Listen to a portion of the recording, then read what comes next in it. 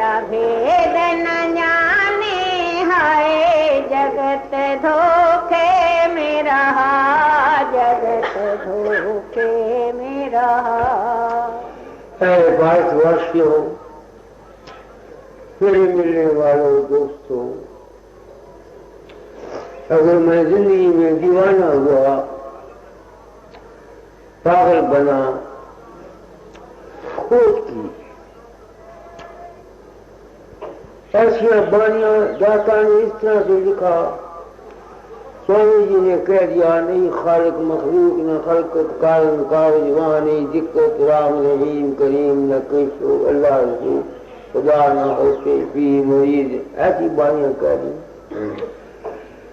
मैं इस राम के मिलने के लिए इस रास्ते में गया था। उसका भेद वो कहते हैं जब राधा स्वामी के चरण में गए तब उसका भेद मिला, वरना कोई भेद नहीं जान सकता। यही बानी है ना, आखिरी कड़ी पर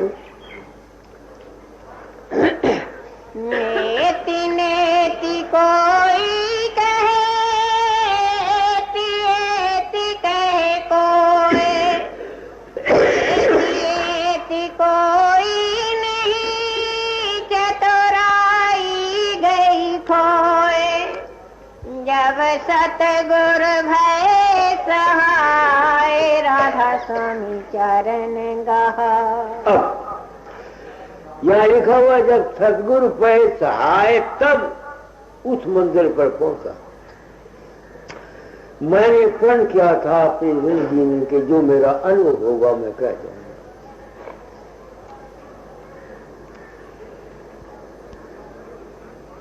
वो सदगुरु ने सहाय कैसे की, मैंने अपने आप को संत सदगुरु वक्त कहकर संसार में प्रकट किया।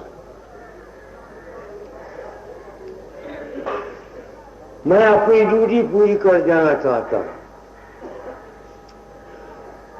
वो जो सदगुरु सहाय करता है ना, मदद करता है, वो मैं मदद कर देना चाहता हूं। जिनके भाग में है वो वहां पहुंचेंगे, जिनके भाग में नहीं है उसको मैं नहीं कुछ भी कैसे कर सकता। गुरु का काम सहाय करना है, सहाय के मैंने उसकी मदद करना है। गुरु मदद कैसे देगा उसको, वो छूटता है उस मालिक को।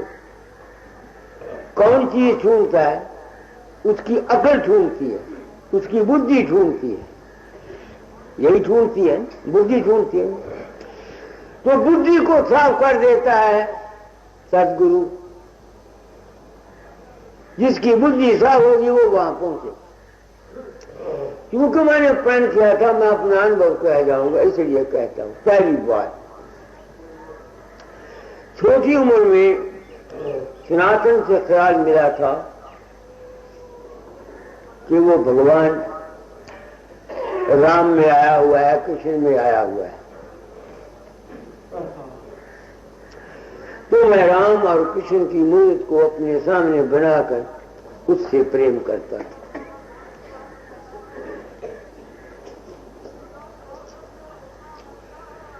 तजुर्बे ने साबित किया कि वो जो राम और कृष्ण मेरे सामने पैदा होता था वो मालिक नहीं था। कैसे पैदा हुआ? मैंने आगे भी कहा करता था कि एक दफा मैं बागा वाले में था तो जा रहा था, एक वहां को धर्म स्थान था, वहां नहाने के लिए। तो मेरे आगे आगे कृष्ण चलता जाता था, पीछे पीछे मैं था।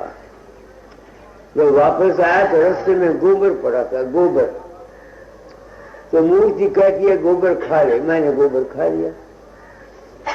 जब स्टेशन पर आया तो सोचा कहीं भगत माल ने किसी ने नहीं लिखा हुआ कि कृष्ण ने या राम ने किसी को कहा हो तो गोबर खा ले।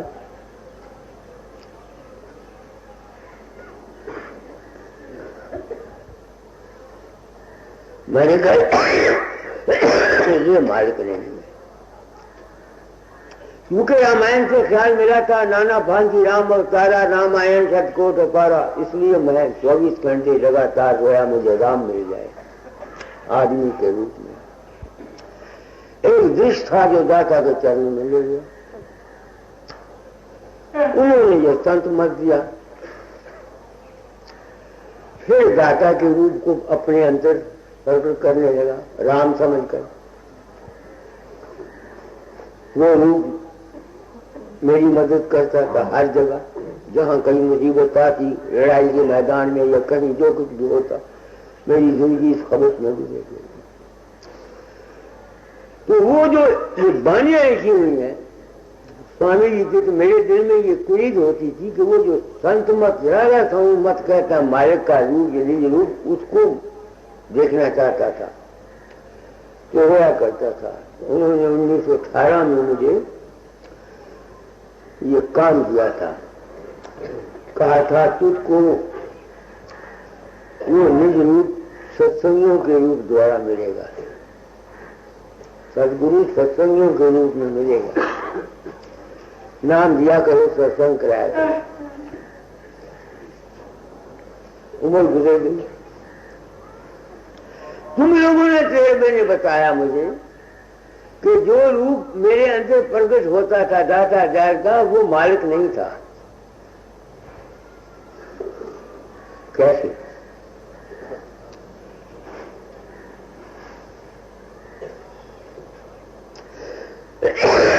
मैं इस दफा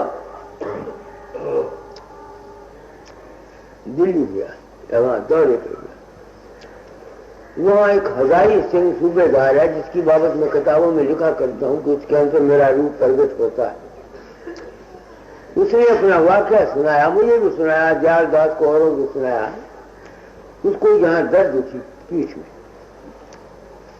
सख्त तकलीफ हुई। उठा के उसको ले गए वहां अस्पताल वालों ने कोशिश की दर्द राम न, वो फिर मुझे गाड़ी निकालने लगा। 2-2.5 घंटे तक उसने कहा तेरा सत्यानाश हो जाए, तेरा बच्चा मर जाए, तेरा कख रहे, तू अगे मेरी मदद करता थी अब नहीं करता। वो उन्होंने समझा कि तू किसको गाड़ी निकालता। उसने कहा कि बाबा वकील है, उसको आगे वो मदद क्या करता तो अब नहीं करता, इसलिए उसको गाड़ी निकालता। तो रात को वो थक जो गया, चुप कर गया, नहीं सो गया या बेहोश हो गया। वो कहता है कि मैं उसके अंदर प्रकट हुआ। मैंने कहा क्यों हजारी सिंह क्या है तुमको? उन्होंने कहा दर्द है।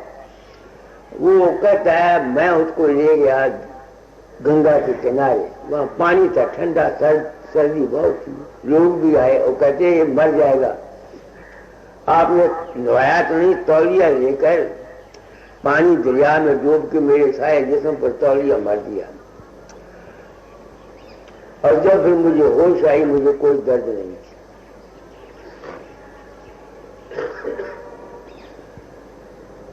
अब मैं तो गया नहीं,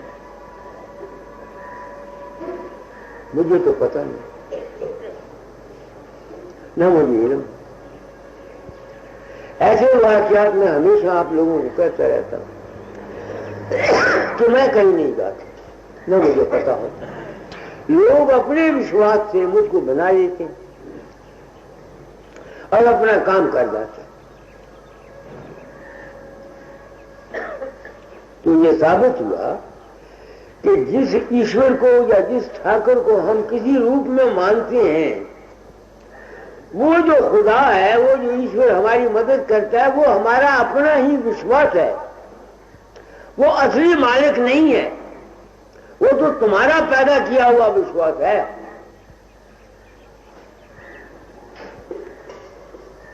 साबित हुआ कि ना हुआ? किसी ने उसको राम के रूप में मान लिया, राम ने उस रूप, उसके विश्वास ने राम के रूप में मदद कर दी। किसी ने उसको कृष्ण के रूप में मान लिया, उसकी कृष्ण के रूप में मदद होगी। किसी ने उसको फकीर चंद के रूप में मान लिया, फकीर चंद के रूप में मदद होगी। किसी ने बाबा सावन सिंह मान लिया, कि किसी ने कोई और गुरु मान लिया, किसी ने देवी मान ली, किसी ने देवता मान लिया। वो जो ईश्वर है वो तो ईश्वर न रहा, वो तो ईश्वर तुम्हारा पैदा किया हुआ है, तुम्हारा विश्वास है, तुम्हारा अपना ही संकल्प है। और तो कोई ना हुआ।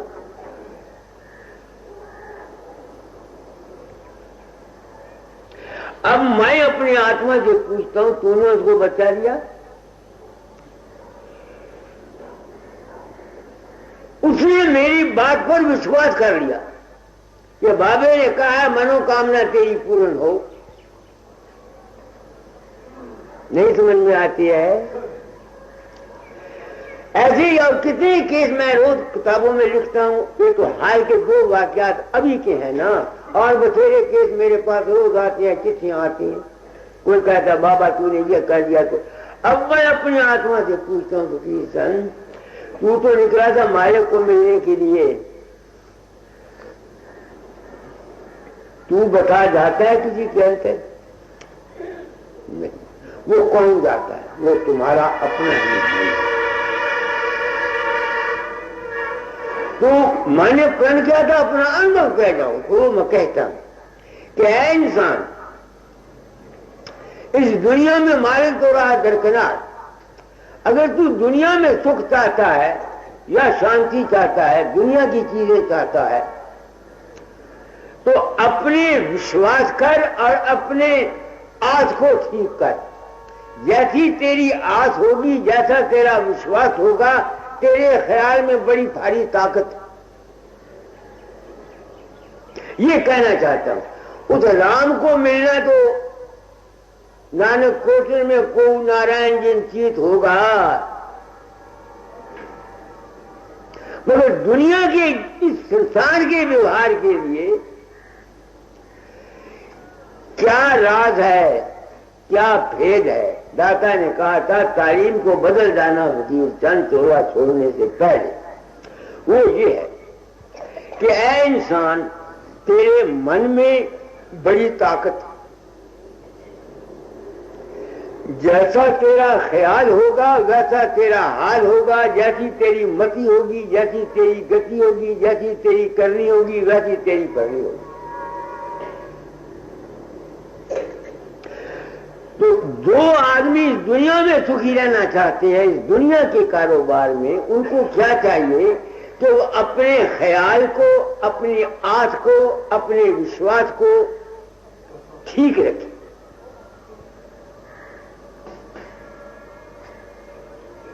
मैंने साबित कर दिया। अच्छा, अब साइंस भी ये साबित कर रही है। कल मैंने एक रीडर्स में एक आर्टिकल पढ़ा है, वहां लिखा है science bends its mind to Uri Geller.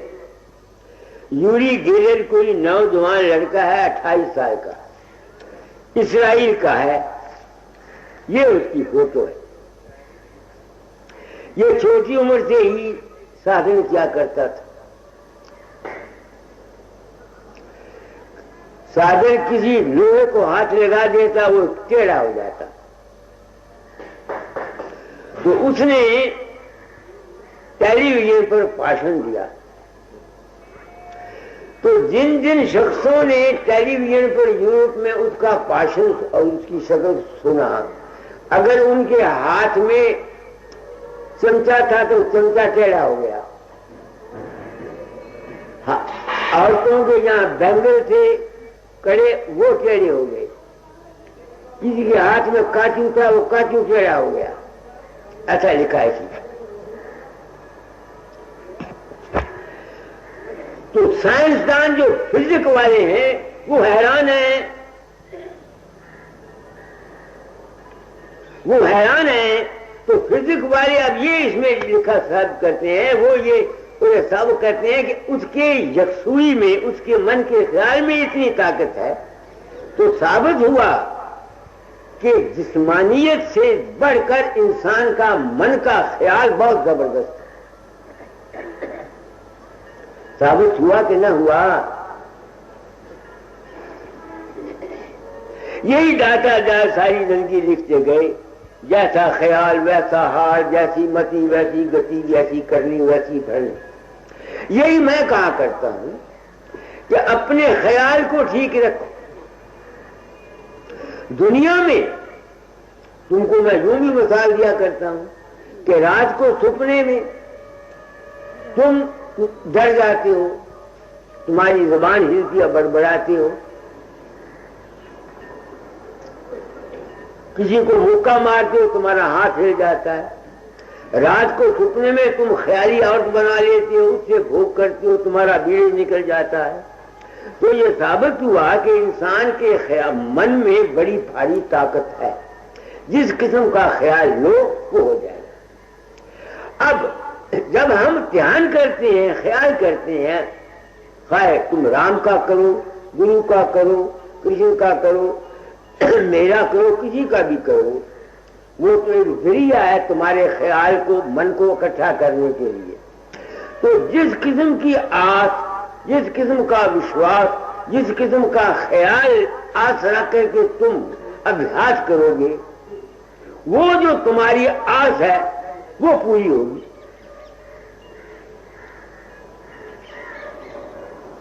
उसकी बाबत देखा, बचपन में ऐसे ही खेल किया करता था, उसके माँ बाप वो पैदाइश ही ऐसी उसमें हिस्से होती। तो मैं क्या कहना चाहता हूँ, क्योंकि मेरे तो मैं ड्यूटी सी दाता डालने लगाई हुई कि चोला छोड़ने से पहले तालीम को बदल जाना। मैंने प्रण किया था, अपना अनुभव कह जाऊंगा, तो मैं कहता हूं तजर्बे की दावा की बात का नहीं करता, तो जो लोग अभ्यास करते हैं, साधन करते हैं, अगर उनके मन की आशाएं ठीक नहीं है, गंदी है, किसी से दुश्मनी रखते हैं, किसी से विरोध रखते हैं, या कोई गलत ख्यालात रखते हैं, जब वो अभ्यास करेंगे, साधन करेंगे, तो उनके वो जो आशाएं या विचार या बुराइयां हैं वो बढ़ जाएंगी। मैंने साबित कर दिया, वो बढ़ जाएंगे। इसलिए मैं दुनिया को नाम नहीं देता, आम दुनिया को जिस तरह दूसरे गुरु नाम देते हैं, मैं नाम नहीं देता हूं। क्यों नहीं देता? दुनिया जब वो इकट्ठा करेंगे, रूप का ध्यान करेंगे या कुछ करेंगे, सिमरन करेंगे, जो उनके अंदर गंदगी होगी या अच्छाई होगी वो फैलेगी। नहीं समझ में आती है, वो फैलेगी। वो इस वास्ते ये नामदान जो सुचित है, ये आम आदमियों के लिए नहीं है।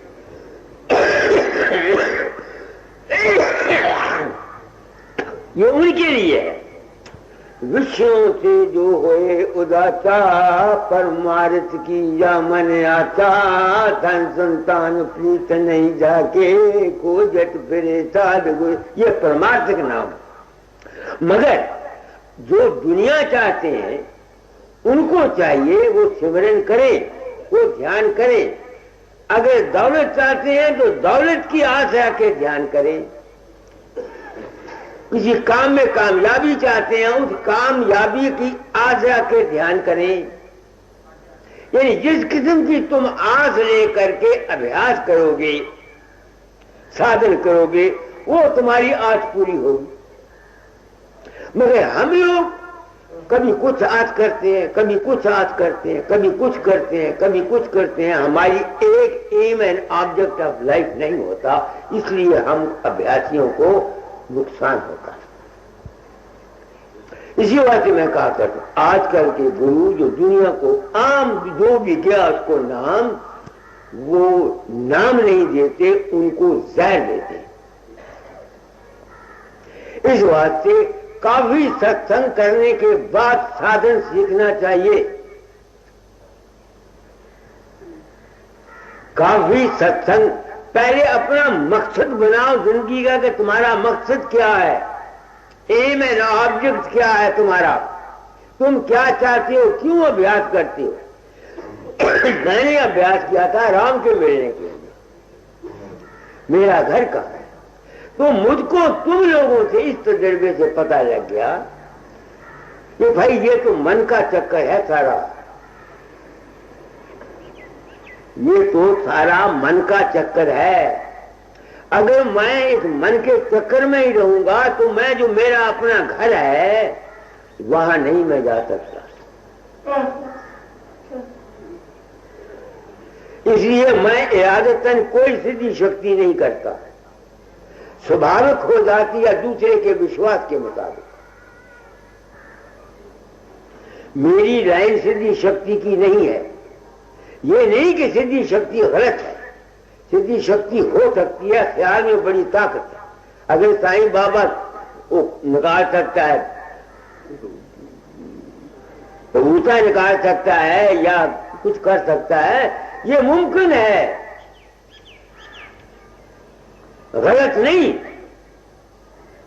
ख्याल की ताकत में दूसरे राजी भी हो सकते हैं, इसको भी मैं मानता। मेरे पास कई आदमी आते हैं, बीमार होते हैं, उनका विश्वास होता है, प्रसाद ले जाते हैं, राजी हो जाते हैं। मैं करता हूं, ये उनका विश्वास होता है। जैसे मैंने आपको कहा, कई आदमी मेरे पास आते हैं, उनका विश्वास होता है, कोई बात कह देता हूं, प्रसाद ले जाते हैं, राजी हो जाते हैं, और क्रेडिट मुझे मिलता है। मैं राजी करता हूं, तुम्हारा विश्वास राजी करता है, तुम्हारी श्रद्धा राजी करती है, तुम्हारा यकीन राजी करता है। कई आदमी विश्वास से गंगा जी जाते हैं, वहां सुखना चुकते हैं, तो गंगा देखी है, उनका जो विश्वास है वो काम करता है। तो मैंने प्रण किया था, आप लोग आ जाते हैं, आपको मैं गुरु बता देता, साधन करो मगर अपनी नीयत को साफ रखो, अपनी नीयत को साफ रखो। ख्याल की धार काम करती है, जैसा कोई होता है उसके अंदर से वैसी रेडिएशन निकलती रहती है। जो शख्स उसके संपर्क में आता है वैसे संस्कार का असर उस पर पड़ेगा, इसको मैं मान। क्योंकि कैसे पड़ेगा? जैसे इस आदमी का जिसका मैंने नाम लिया है, यूरी गेलर, ये भाषण देता है, समझते हो ना? इसके ख्याल में ताकत है, लोहे बैंड हो जाते हैं। तो अगर कोई महापुरुष किसी सच्चे भाव से किसी का भला चाहे, उसका ख्याल जरूर असर करता है, मगर जो ऐसा करते हैं वो मंजिल पर महात्मा नहीं पहुंच सकते, क्योंकि वो मन के चक्कर से उसमें उनको अहंकार आ जाएगा। नहीं समझ में आती है कि मेरे प्रसाद से ये हो गया। मेरे पास स्वामी प्रयागराज रहता था, यहाँ वो वहां साधन करता था धाम में, 6 साल 12 मौन व्रत उसने रखा।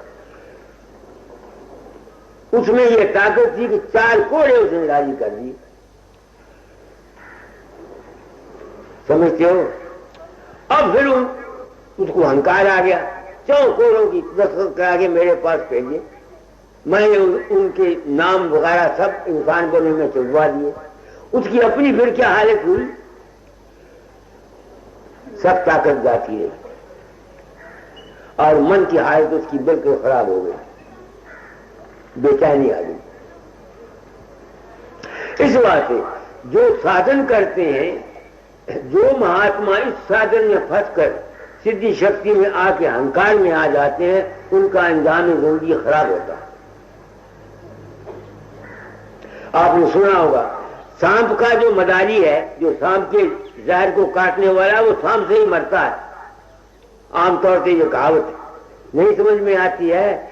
इसलिए आप लोग आ जाते हैं, आपको क्या कहूं, मैं अपना कर्म भोगता हूं।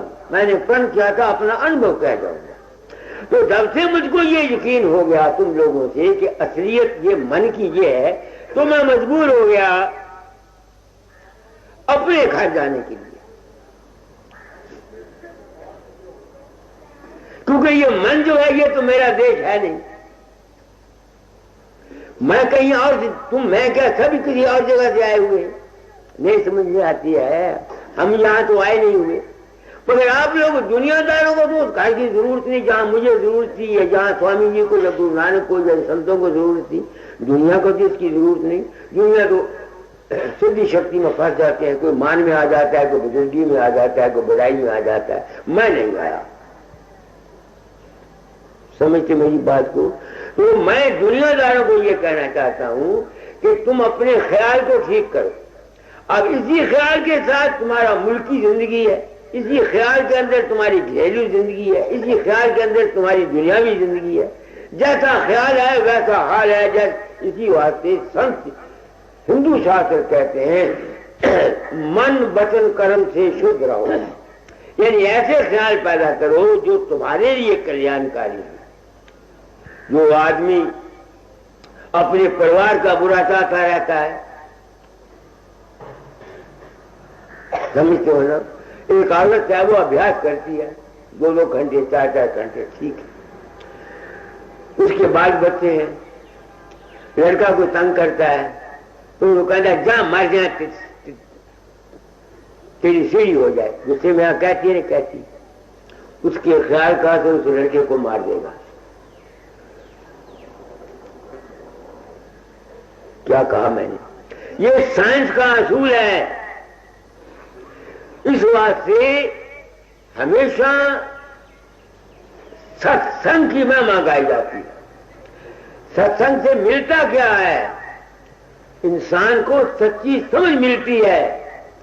हम अपने कर्मों अपनी गलतियों से आप अपने आप को बुरा पड़ा समझते हैं। तुम करो में देखो तुम्हारी दुश्मनी है कि नहीं, भाई के साथ दुश्मनी है, किसी के साथ दुश्मनी है, झगड़े पड़े हुए, इनकी ख्यालात की कदर, ख्यालात का असर सब पर जाता है। तुम्हारा लड़का बीमार है, तुम कैसे? अगर तुम्हारी बीवी जान पर रहती है तो तुम्हारे घर में तकलीफ जरूर आएगी, कोई रोक नहीं सकता।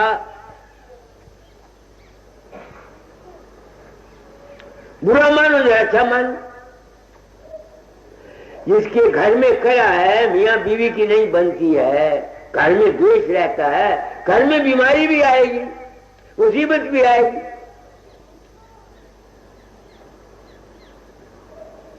ये कानून है, ये नियम है। मेरी बीवी थी, उसमें मेल तेल ज्यादा था, बोलती कुर्सी रहती, तो मैं उसे कहा करता था कि तुझको तकलीफ होगी, तुझको तकलीफ होगी। 7.5 साल पिछली बीमारी पर चारपाई पर पड़ी रही। क्या कहा मैंने? इस वास्ते मैंने ये तालीम बदली है। ये कहना चाहता हूं कि ऐ इंसान अपने मन को काबू रख, अपने घर में शांति रख, मन को साफ किया कर, ताकि तुम्हारा जीवन जो है ये सुख और शांत तुम्हारा भी गुजरे। और ये है जीने का राज जो मैं दुनिया को बताना चाहता हूं। मेरे घर में कला रहती थी, मेरे भाई के लड़के मैंने पढ़ाए, वो पैसा नहीं देता था और बम मारती रहती, उसका लड़का मर गया। और मैंने पहले कहा था ये हो जाएगा। औरत को सबसे बड़ी सजा ये मिलती है, या उसके खाविंद को कोई दुख हो या उसके औलाद को कोई दुख हो। सबसे बड़ा दुख औरत के लिए यही होता है ना, या खाविंद को तकलीफ। इसलिए मैं कहता हूं मेरा कर्म भोग है कि इंसान अपनी नीयत को साफ रख, जहां तक हो सके घर में शांति रख, प्रेम से रहो, दूसरे का माल हड़प मत करो, नीयत को साफ रखो, तब जिंदगी में तुम दुनिया गुजार सकते हो। मेरा अपना को। और अगर भाई इससे परे जाना चाहते हो, उसके लिए संतों का मार्ग है। मन का चक्कर साधुओं का है। मन के चक्कर में जितने जो इलाज है, जो ताकत है, वो साधु करते हैं। और जो संत होते हैं वो मन से ऊंचे रहते हैं। तो मैं मन से ऊंचे नहीं जा सकता था। तो ऊंचा भी मैं बता दूंगा, मगर तुम आए हो, तुमको आखिर मेरे सत्संग में तुम आते हो, क्यों आते हो? मैं तुमसे पूछता हूं, तुम जो सर्दी में रोज आते हो, क्यों आते हो? किस गर्ज के लिए आते हो? अपने जीवन के कल्याण के लिए, कि हमको सुख मिले या हम शांति मिले। सुख और शांति तो तुमको तुम्हारे कर्म से मिलेगी, तुम्हारे अमल से मिलेगी, तुम्हारी नीयत से मिलेगी। गुरु ने तुमको सच्चा ज्ञान देना है।